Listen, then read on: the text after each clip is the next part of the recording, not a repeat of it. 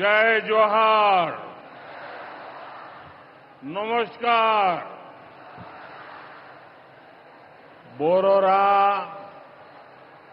आमार प्रणाम नेबेन।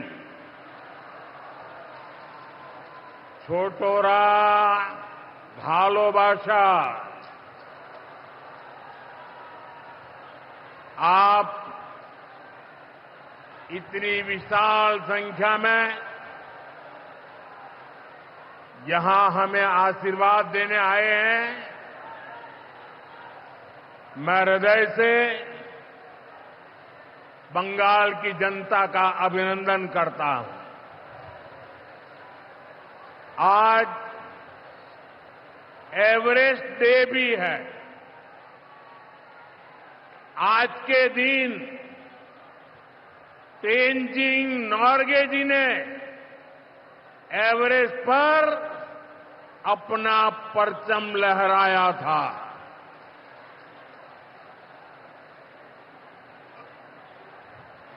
उनके सम्मान में हम भी अपना तिरंगा फहराएंगे।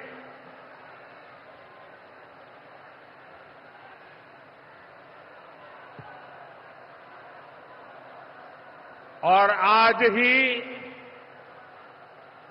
महान स्वतंत्रता सेनानी रामानंद चटर्जी की जयंती भी है। ये महान संतानें हमें प्रेरित करती है, बड़े संकल्पों की सिद्धि के लिए हौसला देती है। साथियों, 21वीं सदी में भारत नए सामर्थ्य के साथ समृद्धि की नई गाथा लिख रहा है। आज देश का हर नागरिक भारत को विकसित राष्ट्र बनाने के लिए जुटा है, दिन रात जुटा है। और विकसित भारत बनाने के लिए पश्चिम बंगाल का भी विकसित होना बहुत जरूरी है। और इसलिए पश्चिम बंगाल को भी नई ऊर्जा के साथ जुटना है। बंगाल को फिर उसी भूमिका में आना होगा जो कभी यहां की पहचान थी। इसके लिए जरूरी है कि पश्चिम बंगाल फिर से नॉलेज का, ज्ञान विज्ञान का केंद्र बने। बंगाल मेक इन इंडिया का एक बहुत बड़ा सेंटर बने। बंगाल देश में पोर्ट लेड डेवलपमेंट को गति दे।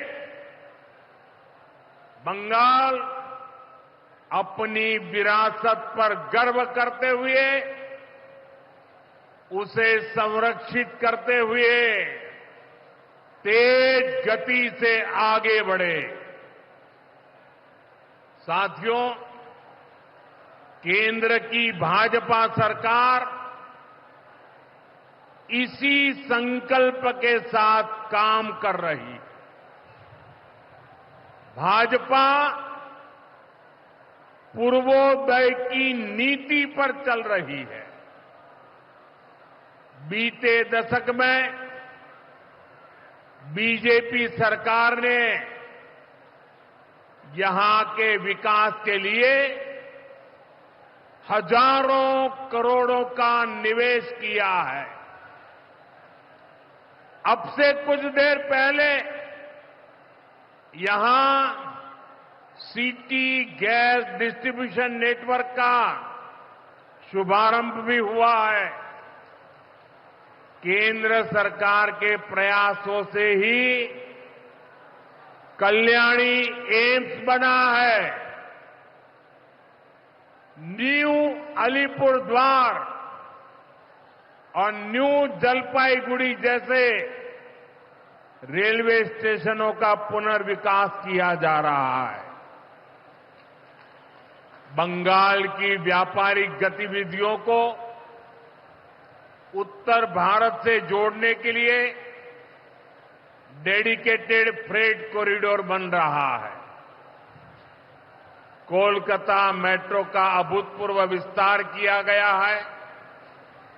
ऐसे अनेक प्रोजेक्ट हैं जो भारत सरकार यहां पूरे करवाने का प्रयास कर रही है।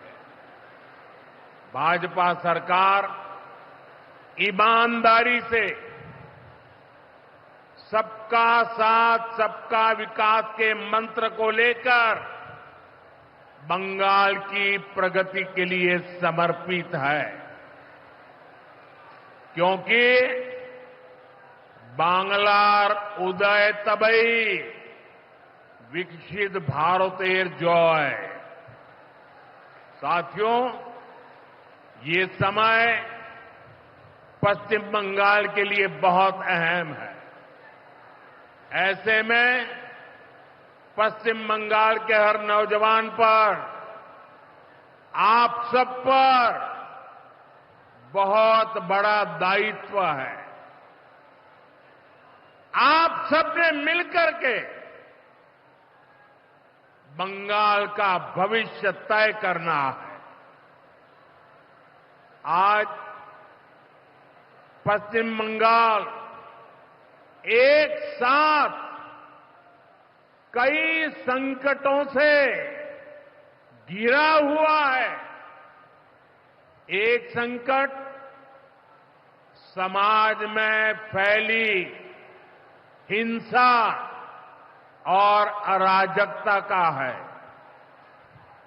दूसरा संकट माताओं बहनों की असुरक्षा का है। उन पर हो रहे जघन्य अपराधों का है। तीसरा संकट नौजवानों में फैल रही घोर निराशा का है।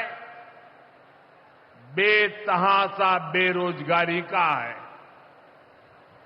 चौथा संकट घनघोर करप्शन का है। यहां की सिस्टम पर लगातार कम होते जनविश्वास का है। और पांचवा संकट गरीबों का हक छीनने वाली सत्ताधारी पार्टी की स्वार्थी राजनीति का है। साथियों, यहां मुर्शिदाबाद में जो कुछ हुआ, मालदा में जो कुछ हुआ, वो यहां की सरकार की निर्ममता का उदाहरण है। दंगों में गरीब माताओं बहनों की जीवन भर की पूंजी राख कर दी गई। तुष्टीकरण के नाम पर गुंडागिर्दी को खुली छूट दे दी गई।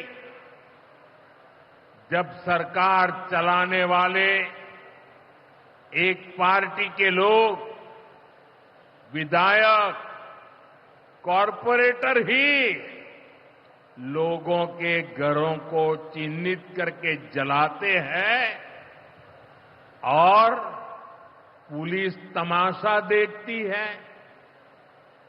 तो उस भयावह स्थिति की कल्पना की जा सकती है। मैं बंगाल की भद्र जनता से पूछता हूं, क्या सरकारें ऐसे चलती हैं? यही भावेश सरकार चलेगी? साथियों, बंगाल की जनता पर हो रहे इन अत्याचारों से यहां की निर्मम सरकार को कोई फर्क नहीं पड़ता। यहां बात बात पर कोर्ट को दखल देना पड़ता है। बिना कोर्ट के बीच में आए कोई भी मामला सुलझता ही नहीं है। बंगाल की जनता को अब टीएमसी सरकार के सिस्टम पर भरोसा नहीं है। यहां की जनता के पास अब सिर्फ कोर्ट का आसरा ही है। इसलिए पूरा बंगाल कह रहा है, बंगाल में मची चीख पुकार, नहीं चाहिए निर्मम सरकार। बांग्लार चित्कार लागबे ना, निर्मम सरकार। साथियों, भ्रष्टाचार का सबसे बुरा असर नौजवानों पर पड़ता है, गरीब और मिडिल क्लास परिवारों पर होता। भ्रष्टाचार कैसे चारों तरफ बर्बादी लाता है, ये हमने टीचर भर्ती घोटाले में देखा है। टीएमसी सरकार ने अपने शासनकाल में हजारों टीचर्स का फ्यूचर बर्बाद कर दिया, उनके परिवारों को तबाह कर दिया, उनके बच्चों को असहाय छोड़ दिया। टीएमसी के घोटालेबाजों ने सैकड़ों गरीब परिवार के बेटे बेटियों को अंधकार में धकेल दिया है। ये सिर्फ कुछ हजार टीचर्स के भविष्य के साथ खिलवाड़ नहीं है, बल्कि पश्चिम बंगाल के पूरे एजुकेशन सिस्टम को बर्बाद किया जा रहा है। टीचर्स के अभाव में लाखों बच्चों का भविष्य दांव पर है। इतना बड़ा पाप टीएमसी के नेताओं ने किया है।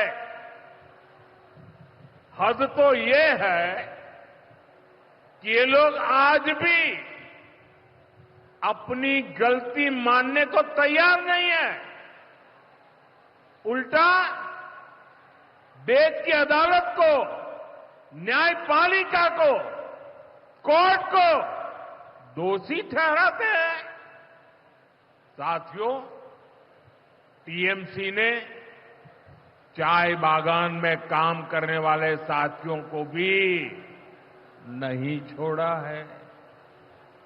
यहां सरकार की कुनीतियों के कारण टी गार्डन लगातार बंद होते जा रहे हैं।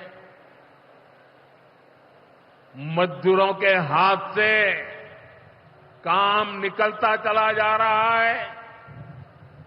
यहां पीएफ को लेकर जो कुछ भी हुआ वो बहुत शर्मनाक है। ये गरीब मेहनतकश लोगों की कमाई, उस पर डाका डाला जा रहा है। टीएमसी सरकार इसके दोषी लोगों को बचाने की कोशिश कर रही है। और मैं बंगाल के मेरे भाई बहन आपको विश्वास दिलाने आया हूं, भाजपा ये नहीं होने देगी।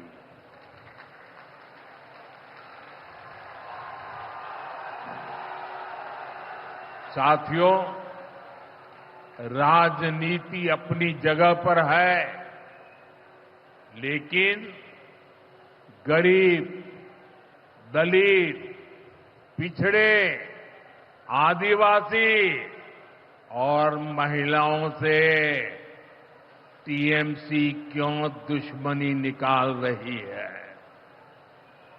पश्चिम बंगाल के गरीब, एससी, एसटी, ओबीसी के लिए जो भी योजनाएं देश में चल रही है, उनमें से बहुत सारी योजनाएं यहां लागू ही नहीं होने दी जा रही है। पूरे देश में करोड़ों लोगों को आयुष्मान योजना के तहत मुफ्त इलाज मिल चुका है, लेकिन मुझे दुख के साथ कहना पड़ रहा है, इसका फायदा पश्चिम बंगाल के मेरे भाई बहनों को नहीं मिल रहा। पश्चिम बंगाल का कोई साथी अगर दिल्ली, बेंगलुरु, चेन्नई गया है, उसको वहां मुफ्त इलाज नहीं मिल पाता है, क्योंकि निर्मम सरकार ने बंगाल के अपने लोगों को आयुष्मान कार्ड देने ही नहीं दिया। आज देश भर में 70 वर्ष से ऊपर के बुजुर्गों को 5 लाख रुपए तक मुफ्त इलाज की सुविधा मिल रही है। मैं तो चाहता हूं कि पश्चिम बंगाल में भी 70 वर्ष से ऊपर के सभी बुजुर्गों को मुफ्त इलाज की सुविधा मिले, लेकिन टीएमसी सरकार ये नहीं करने दे रही है। केंद्र की बीजेपी सरकार देश भर में गरीब परिवारों को पक्के घर बनाकर दे रही है, लेकिन पश्चिम बंगाल में लाखों परिवारों का घर नहीं बन पा रहा है, क्योंकि टीएमसी के लोग इसमें भी गरीब के पास से कट और कमीशन की मांग कर रहे हैं। आखिर टीएमसी सरकार आप लोगों को लेकर इतनी निर्मम क्यों है? साथियों, यहां की निर्मम सरकार के जितने उदाहरण दो वो कम है। पश्चिम बंगाल में बहुत बड़ी संख्या में हमारे विश्वकर्मा भाई बहन हैं। ये लोग हाथ के हुनर से अनेक प्रकार के काम करते हैं। इनके लिए पहली बार भाजपा सरकार विश्वकर्मा योजना लाई है। इसके तहत देश के लाखों लोगों को ट्रेनिंग मिली है, पैसा मिला है, नए टूल मिले हैं, आसान ऋण मिला है, लेकिन पश्चिम बंगाल में 8 लाख एप्लीकेशन अभी भी लटकी पड़ी है। निर्मम सरकार उस पर बैठ गई है, क्योंकि टीएमसी सरकार इस योजना को भी लागू नहीं कर रही है। साथियों, टीएमसी सरकार की मेरे आदिवासी भाई बहनों से भी दुश्मनी कुछ कम नहीं है। देश में पहली बार जनजातियों में भी सबसे पिछड़ी जनजातियों के लिए पीएम जनमन योजना बनाई गई है। पश्चिम बंगाल में बहुत बड़ा आदिवासी समाज है।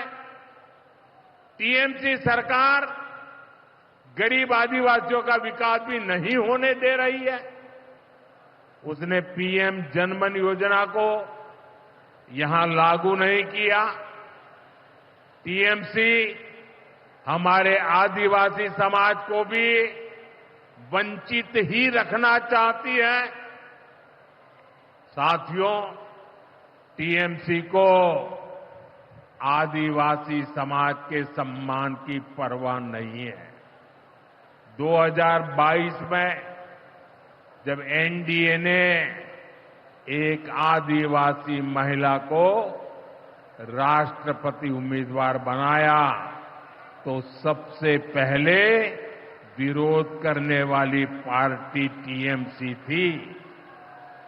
बंगाल के आदिवासी इलाकों की उपेक्षा भी यही दिखाती है कि इन्हीं आदिवासी समाज से टीएमसी वालों को कोई लगाव नहीं है, कोई लेना देना नहीं। साथियों, कुछ दिन पहले दिल्ली में नीति आयोग की गवर्निंग काउंसिल की बहुत महत्वपूर्ण बैठक हुई। ये एक अहम मंच होता है जहां देश भर के मुख्यमंत्री मिलकर विकास पर चर्चा करते हैं। लेकिन अफसोस की बात है कि इस बार बंगाल सरकार इस बैठक में मौजूद ही नहीं रही।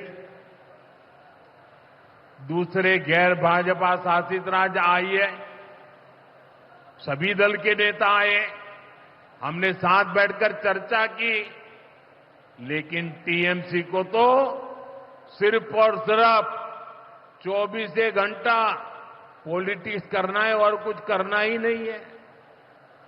पश्चिम बंगाल का विकास, देश की प्रगति उनकी प्राथमिकता में है ही नहीं। साथियों, केंद्र सरकार की जिन योजनाओं को यहां लागू किया भी गया है, उनको पूरा नहीं किया जा रहा। पीएम ग्राम सड़क योजना के तहत पश्चिम बंगाल के गांवों के लिए 4000 किलोमीटर की सड़कें स्वीकृत की गई। इनको पिछले साल तक पूरा हो जाना था। 4000 किलोमीटर तो छोड़िए, यहां 400 किलोमीटर सड़कें भी नहीं बन पाई है। साथियों, इंफ्रास्ट्रक्चर के काम से सुविधाएं भी बनती है और रोजगार भी बनते हैं।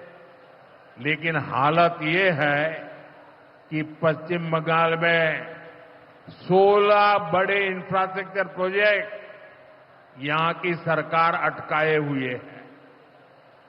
ये 90,000 करोड़ रुपए से अधिक के प्रोजेक्ट हैं। कहीं रेल लाइन आनी थी, रुकी पड़ी है। कहीं मेट्रो बननी थी, रुकी पड़ी है। कहीं हाईवे बनना था, बंद पड़ा है। कहीं अस्पताल बनना था, कोई पूछने वाला नहीं। ऐसे प्रोजेक्ट्स को ये टीएमसी ने लटका करके रखा है। ये पश्चिम बंगाल के आप लोगों के साथ बहुत बड़ा धोखा है। साथियों, आज जब सिंदूर खेला की इस धरती पर आया हूं, तो आतंकवाद को लेकर भारत के नए संकल्प की चर्चा स्वाभाविक है। 22 अप्रैल को पहलगाम में, जम्मू कश्मीर में आतंकियों ने जो बर्बरता की, उसके बाद पश्चिम बंगाल में भी बहुत गुस्सा था। आपके भीतर जो आक्रोश था,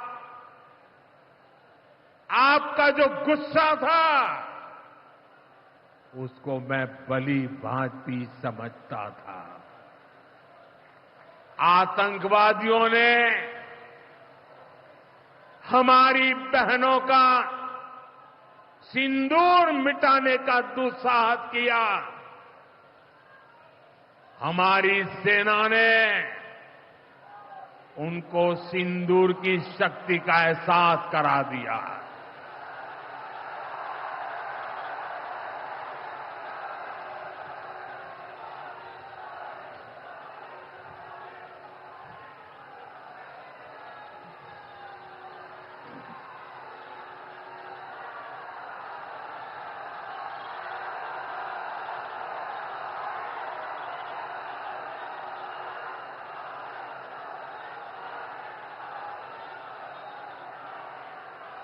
हमने आतंक के उन ठिकानों को तबाह किया जिनकी पाकिस्तान ने कल्पना तक नहीं की थी। साथियों, आतंक को पालने वाले पाकिस्तान के पास दुनिया को देने के लिए कुछ भी पॉजिटिव नहीं है। जब से वो अस्तित्व में आए हैं तब से ही उसने सिर्फ आतंक को पाला है। 1947 में बंटवारे के बाद से ही उसने भारत पर आतंकी हमला किया। कुछ सालों के बाद उसने यहां पड़ोस में आज के बांग्लादेश में जो आतंक फैलाया, पाकिस्तान की सेनाओं ने जिस प्रकार बांग्लादेश में रेप किए, मर्डर किए, वो कोई भूल नहीं सकता। आतंक और नरसंहार ये पाकिस्तानी सेना की सबसे बड़ी एक्सपर्टाइज है। जब सीधा युद्ध लड़ा जाता है तो उसकी हार तय होती है, उसका पराजय निश्चित होता है, उसको मुंह की खानी पड़ती है। यही कारण है कि पाकिस्तान की सेना आतंकियों का सहारा लेती है। लेकिन पहलगाम हमले के बाद अब भारत ने दुनिया को बता दिया है, भारत अब आतंकी हमला हुआ, भारत पर आतंकी हमला हुआ तो दुश्मन को उसकी बड़ी कीमत चुकानी पड़ेगी।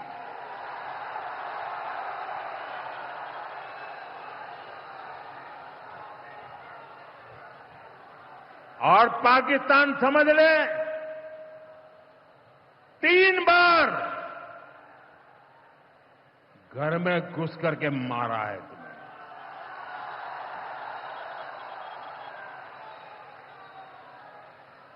हम शक्ति को पूजने वाले लोग, हम महिषासुर मर्दिनी को पूजते हैं। बंगाल टाइगर की इस धरती से 140 करोड़ भारतीयों का ऐलान है। ऑपरेशन सिंदूर अभी खत्म नहीं हुआ है।